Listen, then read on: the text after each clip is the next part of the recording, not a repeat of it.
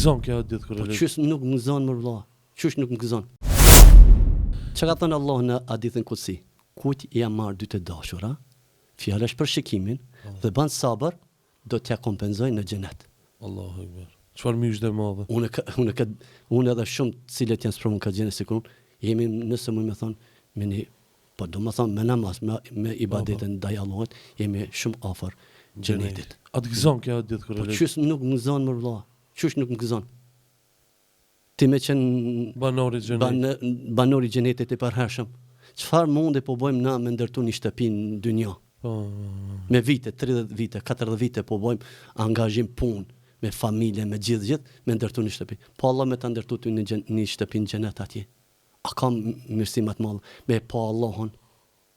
A kam mirësi më të madhe? Edhe njëherë hadithin ta cekmi. Allahu në hadithin kutsi thot, kujt ja marr dy të dashura. Fjala është për shikimin dhe bën sabër e ka xhenetin. Unë kur nuk tham pse u vërbova. Kur. Elhamdulillah.